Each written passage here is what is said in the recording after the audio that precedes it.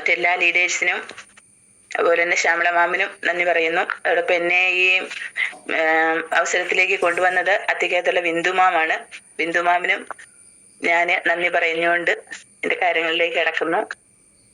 എനിക്ക് ഒരു 10 വർഷത്തിന് മേളിലായിട്ട് എനിക്ക് അസ്ഥികൾക്ക് തേയ്മാനമായിരുന്നു. അപ്പൊ അങ്ങനെ ഞാൻ ട്രീറ്റ്മെന്റ് ഒക്കെ ചെയ്ത് വരുമായിരുന്നു. ആദ്യം ഇംഗ്ലീഷ് മരുന്ന് കഴിച്ചു, പിന്നെ ഹോമിയോ മരുന്ന് കഴിച്ചു, ഇപ്പൊ ആയുർവേദവും ഇപ്പൊ കഴിച്ചുകൊണ്ടിരിക്കുകയാണ്. എന്നിട്ടൊന്നും എനിക്കധികം വ്യത്യാസങ്ങളൊന്നും വന്നില്ല. ഇനിയിപ്പം 4 വർഷമായിട്ട് ആമവാദം വന്നറിയുന്നത്. അപ്പം അതിന് ട്രീറ്റ്മെന്റ് ചെയ്തുകൊണ്ടിരിക്കുകയാണ്. അപ്പം ഓരോ വർഷം എല്ലാ വർഷവും ഇപ്പൊ 4 വർഷമായിട്ട് ഞാൻ ഇങ്ങനെ അവിടെ കിടന്ന് ട്രീറ്റ്മെന്റ് ചെയ്യും. ഇടയ്ക്ക് 3 മാസം 2 മാസം 3 മാസമൊക്കെ ആയുർവേദത്തിൽ കിടന്ന് ട്രീറ്റ്മെന്റ് ചെയ്തു. അപ്പൊ എനിക്ക് മൊത്തം നീർക്കെട്ട് വരും. അപ്പൊ എനിക്ക് ഇത്രയും വണ്ണമൊന്നും ഇല്ലായിരുന്നു. എനിക്ക് ഭയങ്കരമായിട്ട് വണ്ണം വെച്ച്. ഇംഗ്ലീഷ് മരുന്നൊക്കെ കഴിച്ചപ്പോഴേക്കും ഭയങ്കര സെലേഷനാണ്. ദേഹമെല്ലാം നീര് വെച്ച് രാവിലെ എനിക്ക് എണീക്കാൻ പറ്റത്തില്ല. അതുപോലെ ആയുർവേദം എനിക്ക് ഇക്കടല പോലെ ഇങ്ങനെ നീർക്കെട്ട് വന്ന് വല്ലാതിരിക്കും. അപ്പൊ അവര് ഗണ്ണും കപ്പും എല്ലാം ഉപയോഗിച്ച് പിന്നെ കിഴിയും എല്ലാം വെച്ച് എന്റെ ദേഹം മൊത്തം ഇങ്ങനെ ഉടച്ചെടുക്കും. അപ്പൊ മരണവേദനയാണ്. കഴിഞ്ഞ ഞങ്ങളുടെ 50 നോയമ്പില് ഒക്കെ ഞാന് ഫുള്ളും ആശുപത്രി തന്നെയായിരുന്നു. അപ്പം പീഡാസഹനങ്ങൾ യേശു സഹിച്ച പോലെ അപ്പൊ ഞാൻ പ്രാർത്ഥിക്കുമായിരുന്നു, ഈശോ സഹിച്ചതുപോലെ എനിക്കും പീഡാസഹനങ്ങളാണല്ലോ, അതുപോലെ വേദനയായിരുന്നു. അങ്ങനെ ഇരിക്കെ ആശുപത്രി കിടന്നിട്ടൊന്നും എനിക്ക് വലിയ മാറ്റം വന്നില്ല. പിന്നെ എനിക്ക് ഈ ഹോർമോണിന്റെ വ്യതിയാനമുണ്ട്. അപ്പം ഒരു മാസം ആശുപത്രി കിടന്ന് അത് കുറഞ്ഞു വരുമ്പോഴേക്കും പീരിയഡ്സ് ആയി ഒരു 15 ദിവസം കഴിയുമ്പോഴേക്കും ഈ ഹോർമോണിന്റെ വ്യതിയാനം കൊണ്ട് ഇപ്പോൾ എല്ലാം തിരിച്ചു വരും. അപ്പം അങ്ങനെ ഇപ്പം 4 വർഷമായിട്ട് ഇങ്ങനെ തന്നെ റൊട്ടേഷനായിട്ട് വന്നുകൊണ്ടിരിക്കുവാണ്. അപ്പൊ ഞാൻ ശരിക്കും പറഞ്ഞ എന്റെ ജീവിതം തന്നെ മടുത്തുപോയായിരുന്നു. കാരണം ഒരു മാസത്തില് 4-5 ദിവസങ്ങളെ എനിക്ക് വേദന ഇല്ലാത്തതായിട്ടുള്ളൂ. അപ്പൊ ഞാന് ഇപ്പൊ ഈ അടുത്ത നാളില് ഹസ്ബൻഡിനോട് പറഞ്ഞു, എനിക്ക് ജീവിക്കണമെന്ന് പോലും ഇല്ല. കാരണം അതുപോലെ വേദന. എനിക്ക് കട്ടിലേന്ന് എണീക്കാനോ, കിടന്നു കഴിഞ്ഞാൽ എണീക്കത്തില്ല, കൈ കുത്തത്തില്ല, കാല് കുത്തത്തില്ല, മൊത്തം നീർക്കെട്ടും വേദനയാണ്. എന്തെല്ലാം മരുന്ന് കഴിച്ചാലും ഈ പീരിയഡ്സിന്റെ സമയം കഴിഞ്ഞ് കഴിയുമ്പോഴേക്കും മൊത്തം പോയ രോഗങ്ങളെല്ലാം തിരിച്ചു വരും. അപ്പൊ പിന്നെ എന്റെ കാല് മുതല് തലവരെ എനിക്ക് ഭയങ്കരമായിട്ടുള്ള വേദനയാണ്. അങ്ങനെ ഇരിക്കെ ഒരു വർഷം ആകാറായി ബിന്ദുമാമ എന്റെ ഹസ്ബൻഡിനോട് ഇങ്ങനെ പറഞ്ഞ് ഇങ്ങനെ ഒരു അവസരമുണ്ട്, ഇങ്ങനെ ഒരു പ്രൊഡക്റ്റുകൾ ഉണ്ടെന്ന് പറഞ്ഞതായിരുന്നു. അപ്പൊ ഞാനത് മൈൻഡ് ചെയ്തില്ല. കുറെ നാൾ ഞാൻ അവോയ്ഡ് ചെയ്ത് നടന്നു. പിന്നെ ഈ അടുത്ത നാളിൽ വീണ്ടും ബിന്ദുമാമ ഇങ്ങനെ ഓർമ്മിപ്പിച്ച അവസരത്തില് അപ്പൊ ഞാനിങ്ങനെ ഒന്ന് പരീക്ഷിച്ച് നോക്കാന്ന് വിചാരിച്ചു. അപ്പൊ എനിക്ക് ഇടയ്ക്ക് ലിങ്ക് ഒക്കെ ഇട്ട് തരുമായിരുന്നു. അപ്പൊ ലിങ്ക് ഇടുമ്പോ ഞാൻ ഇടയ്ക്കൊക്കെ കേറും, എപ്പോഴും ഒന്നും കേറാറില്ലായിരുന്നു. അങ്ങനെ കേറുന്ന അവസരത്തില് ഇങ്ങനെ ഓരോരുത്തരും എക്സ്പീരിയൻസ് പറയുന്നത് ഞാൻ കേട്ടു. അപ്പൊ എനിക്കൊരു ഇത് തോന്നി. അപ്പൊ ഞാൻ പിന്നെ ശ്രദ്ധിക്കാൻ തുടങ്ങി കഴിഞ്ഞപ്പോ ഓരോരുത്തർ പറയുന്നത് കേട്ടിട്ട് ഓരോ പ്രൊഡക്റ്റുകൾ കഴിച്ചിട്ട് അവർക്കുണ്ടായ വ്യത്യാസം പറയുന്ന കേട്ടപ്പോൾ ഞാനും അപ്പൊ ശ്രദ്ധിച്ച് അങ്ങനെ എനിക്ക് ആവശ്യമായിട്ട് ഉപകരിക്കുന്നതായിട്ടുള്ള ഓരോ പ്രൊഡക്റ്റുകളുടെ പേര് പറയുമ്പോൾ ഞാനത് നോട്ട് ചെയ്ത് വെക്കാൻ തുടങ്ങി, കുറിച്ച് വെച്ചു. അങ്ങനെ കുരിശ് വെച്ചിട്ട് അപ്പൊ എനിക്കും അത് വാങ്ങിച്ച് കഴിക്കണം, അപ്പൊ എന്റെ മാറുമെന്ന് എനിക്ക് മനസ്സിലൊരു വിശ്വാസം തോന്നി. അപ്പൊ ഞാന് ബിന്ദുമാമനോട് ഇങ്ങനെ പറഞ്ഞു. അത് കഴിഞ്ഞിട്ട് നമ്മുടെ ശ്യാമള മാമും ബിന്ദുമാമും കൂടെ എന്റെ വീട്ടിൽ വന്നു. ഇപ്പൊ ഞങ്ങളുടെ സാമ്പത്തികമായിട്ടും കുറച്ച് അവസ്ഥകള് മോശമാണ്. വാടകയ്ക്കൊക്കെയാണ് താമസിക്കുന്നത്. അതിന്റെ ഒരു ബുദ്ധിമുട്ടും ഉണ്ടായിരുന്നു. എല്ലാം കൂടെ ആയപ്പോഴേക്കും ഒരു വല്ലാത്ത അവസ്ഥയിലാണ് ശ്യാമളമാമും ബിന്ദുമാമും എന്റെ വീട്ടിൽ വരുന്നത്. അപ്പൊ ഇങ്ങനെ പറഞ്ഞു കഴിഞ്ഞപ്പോൾ ഞാൻ എഴുതി വെച്ച കുറച്ച് പ്രൊഡക്റ്റുകളും പിന്നെ കോമ്പിനേഷൻ ആയിട്ട് അതിനോട് ചേർന്ന് വരുന്ന ബാക്കി പ്രൊഡക്റ്റുകളും കൂടെ ശ്യാമളമാമ എനിക്ക് പറഞ്ഞു തന്നു. അപ്പൊ എന്റെ അടുത്ത് പറഞ്ഞു, ഒന്നും പേടിക്കണ്ട, ഞങ്ങളുണ്ട് കൂടെ എന്ന് പറഞ്ഞ് കുറച്ച് പ്രൊഡക്റ്റുകൾ വാങ്ങിച്ചു. എനിക്ക് ഏറ്റവും വലിയ കാര്യം എന്ന് പറഞ്ഞാൽ ഞാന് ഒരു 14-ാം തീയതിയാണ് ഇതിനകത്ത് ID അടിച്ച് പ്രൊഡക്റ്റുകൾ എടുത്ത് കയറി വന്നത്. അപ്പൊ അതിന് 2-3 ദിവസം കഴിഞ്ഞപ്പോഴേക്കും ശ്യാമള മാമിന്റെ ഇതായിരുന്നു, അവിടെ വണ്ടിപ്പെരിയാറിൽ വെച്ചിട്ട് സെലിബ്രേഷൻ ആയിരുന്നു. അപ്പം എനിക്ക് അതിൽ പങ്കെടുക്കാൻ സാധിച്ചു. അതിൽ പങ്കെടുത്തു കഴിഞ്ഞപ്പോൾ അവിടെയുള്ള എല്ലാ നമ്മുടെ ലീഡേഴ്സിനെയും കണ്ടു. ശ്യാമള മാമ, മിനി മാമ എല്ലാരെയും കണ്ടു. ആ തിരക്കിലും ശ്യാമള മാമ ആ സ്റ്റേജിൽ നിന്ന് ഇറങ്ങിയപ്പോഴേ എന്നെ കണ്ടതേ പറഞ്ഞു, പേടിക്കണ്ട കേട്ടോ, ഞാനുണ്ട് കൂടെ. ആ ഒരു വാക്ക് കേട്ടപ്പോ തന്നെ എനിക്ക് ഒത്തിരി ആശ്വാസം തോന്നി. അപ്പം നമുക്ക് രക്ഷപ്പെടണ്ടേ, എന്റെ അവസ്ഥകളെല്ലാം നല്ലതായിട്ട് അറിയാവുന്നതുകൊണ്ട് നമുക്ക് രക്ഷപ്പെടണ്ടേ, ഞങ്ങൾ രക്ഷപ്പെടുത്തി തരാം, ഞാനുണ്ട് കേട്ടോ കൂടെ, പേടിക്കണ്ട എന്ന് പറഞ്ഞു. അപ്പൊ എനിക്ക് ഭയങ്കര ആശ്വാസം തോന്നി. അതിനുശേഷം പിന്നെ കുറച്ച് ദിവസങ്ങൾ കഴിഞ്ഞപ്പോ അന്ന് അവിടെ വെച്ച് തന്നെ ബിന്ദുമാമ, ശ്യാമളമാമ ഒക്കെ എന്റെ അടുത്ത് പറഞ്ഞിരുന്നു, നെല്ലിയാമ്പതിയിൽ ഇങ്ങനെ പ്രോഗ്രാം ഉണ്ട്, അതിന് വരണം കേട്ടോ എന്ന് പറഞ്ഞു. അപ്പൊ ഞാൻ മനസ്സിൽ വിചാരിച്ചു, ഞാനിപ്പോ എന്നും വന്ന് 2-3 ദിവസം അല്ലേ ആകെപ്പാടെ ഇത് അറിഞ്ഞിട്ടായിട്ടുള്ളൂ, അപ്പൊ ഞാൻ പോകേണ്ട ആവശ്യമില്ലല്ലോ എന്ന് കരുതി. അത് കഴിഞ്ഞ് പിന്നെ ഇവിടെ വന്നു കഴിഞ്ഞു അത്തിക്കത്തെ ബിന്ദുമാമനോട് ചോദിച്ചു വരുന്നുണ്ടോ എന്ന് ചോദിച്ചു. ഇപ്പൊ സാധാരണ രീതിയിൽ എന്റെ ഹസ്ബൻഡ് അങ്ങനെയൊന്നും വിടുന്നതല്ല. ഇപ്പൊ ഇത് ദൈവാനുഗ്രഹമാണെന്ന് ഞാൻ കരുതുന്നു.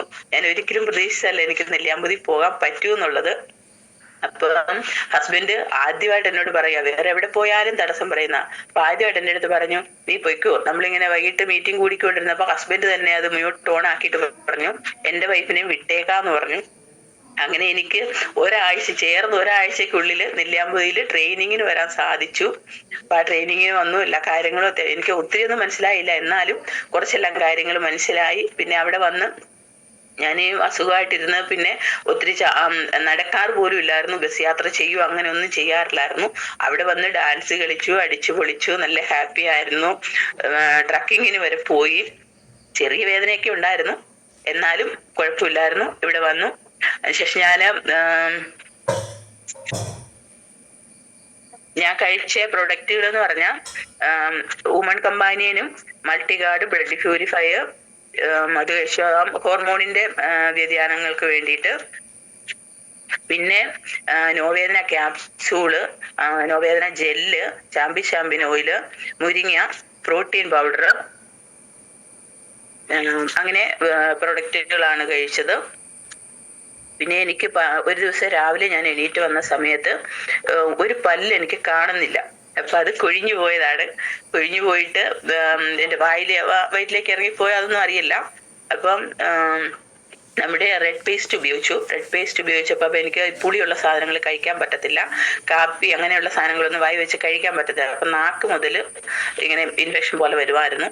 അപ്പം രാവിലെ എണീറ്റ് വരുമ്പം ഈ മോണയ്ക്ക് ഭയങ്കര വേദനയാ, മോണയ്ക്കകത്തു നിന്നൊക്കെ ബ്ലഡ് വരുമായിരുന്നു. അപ്പം റെഡ് പേസ്റ്റ് ഉപയോഗിക്കാൻ തുടങ്ങിക്കഴിഞ്ഞ് ഈ പ്രശ്നങ്ങളൊന്നുമില്ല. അത് 2-3 ദിവസമായപ്പോ തന്നെ പ്രശ്നങ്ങൾ മാറി. പിന്നെ എന്റെ പല്ലെല്ലാം മഞ്ഞച്ച് പോയായിരുന്നു. നാമലിന്റെ വെള്ള കളർ നഷ്ടപ്പെട്ടായിരുന്നു. ഇപ്പൊ എന്റെ പല്ലിന് നല്ല കളറുണ്ട്, അത്യാവശ്യം നല്ല കളറായി വന്നു. അത് മാറി. പിന്നെ എനിക്ക് കണ്ണില് സമയത്തൊക്കെ എന്റെ കണ്ണ് നല്ല ചുമന്നിട്ടാണ് ഇരുന്നത്. അപ്പം ഐ എനർജി യൂസ് ചെയ്തു, അപ്പൊ നല്ല മാറ്റമുണ്ട്. പിന്നെ മുരിങ്ങ പ്രോട്ടീൻ പൗഡർ അങ്ങനെയുള്ള സാധനങ്ങളൊക്കെ ഉപയോഗിച്ചു.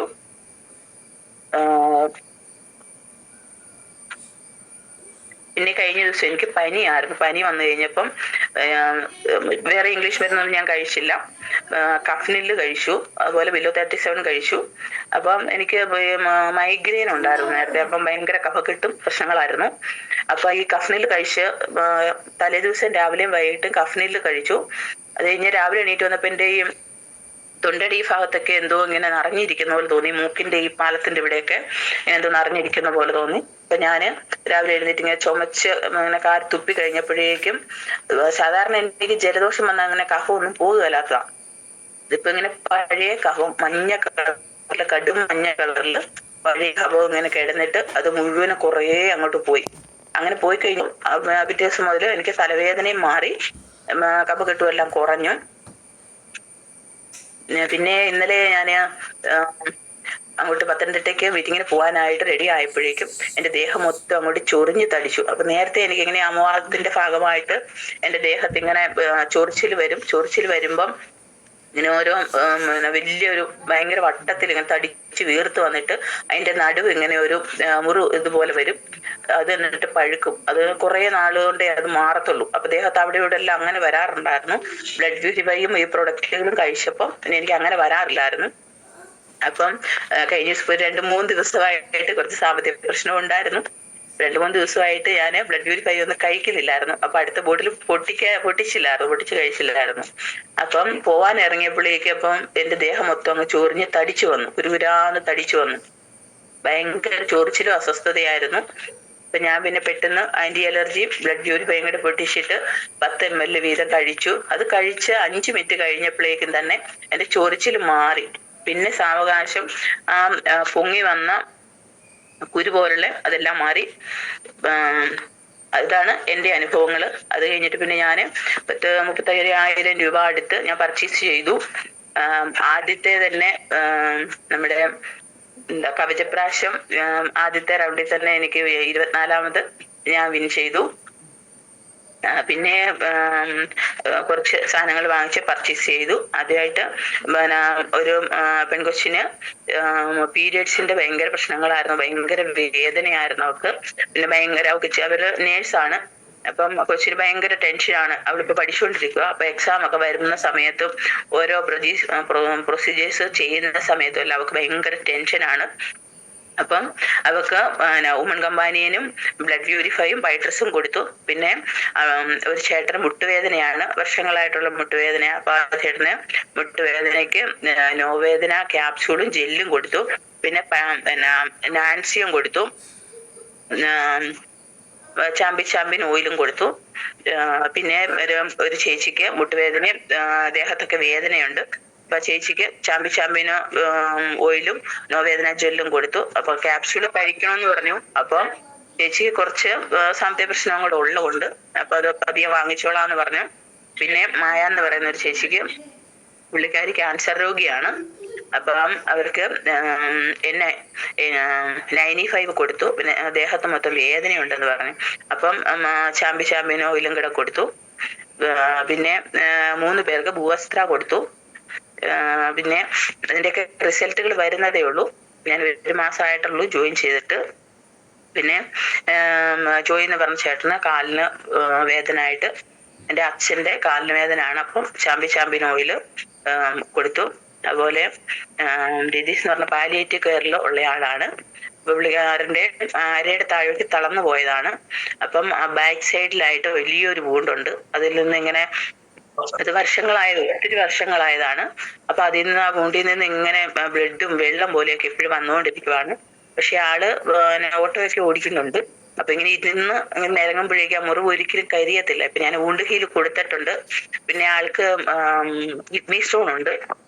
അതിന് മറ്റേ യൂറി ഫ്രഷും ടാബ്ലറ്റും ലിക്വിഡും കൊടുത്തിട്ടുണ്ട്. അതൊക്കെ കഴിച്ചു തുടങ്ങിയിട്ടേ ഉള്ളൂ. എന്റെയൊക്കെ റിസൾട്ട് ആയി വരുന്നതേ ഉള്ളൂ. പിന്നെ കാലുവേദനയ്ക്ക് മുട്ടുവേദനയ്ക്കൊക്കെ കൊടുത്തവര് നല്ല ആശ്വാസമുണ്ട്, നന്നായിട്ട് കുറഞ്ഞു എന്ന് പറഞ്ഞു. പിന്നെ അങ്ങനെ ഒത്തിരി പേർക്ക് വൂണ്ട് ഹീലും അതുപോലെ ചാമ്പിയൻ ഓയിൽ ഞാൻ കൊടുത്തിട്ടുണ്ട്. ഇതൊക്കെയാണ് എന്റെ റിസൾട്ട്. പിന്നെ ഇവിടെ ഞാൻ പത്തനംതിട്ടയ്ക്കൊക്കെ കറക്റ്റ് ആയിട്ട് തന്നെ പോകുന്നുണ്ട്. GTC ലീഡർമാരും ഒക്കെ ആയിട്ട്